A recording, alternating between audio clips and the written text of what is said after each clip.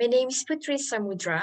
I'm currently enrolled as the third year student of the International Relations at the University of Padjadjaran in Indonesia. So I'm originally coming from Indonesia.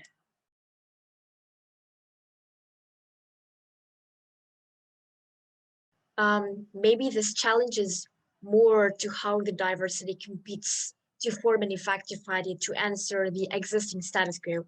I can say that globalization brings diverse trends, and each trend doesn't preclude the other as cultural homogeneity and heterogeneity are complementary. But however, actually, we don't need to be worried about the diversity itself. I'll take this example from my country, Indonesia, as an archipelago country. The principle of this country is called as Bhinneka Tunggal Ika, which means unity in diversity. And in my opinion, there are so many cultures and races in here, but it's very impressive to harmonize the diversity. So this should be treated wisely. We must take advantage of this as a potential to connect to one another in this globalization era, to help to one another to face it, the heart of the globalization.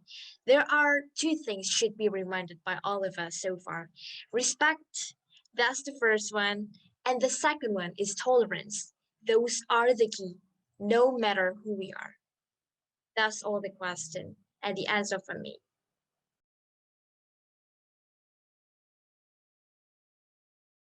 Well, this question is very interesting to me.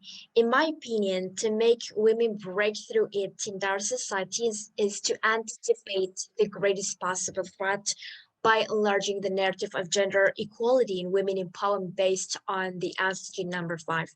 I mean, like, don't use the non-state actors because there are a lot of these movements already throughout the world.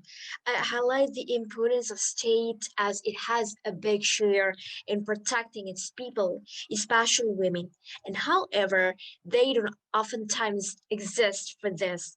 And I'm suddenly reminded of the work by Thomas Hobbes Leviathan about conditions in which the world is so threatened because of the absence of the government in it. So what's next? They need to make regulations, friendly regulations to women.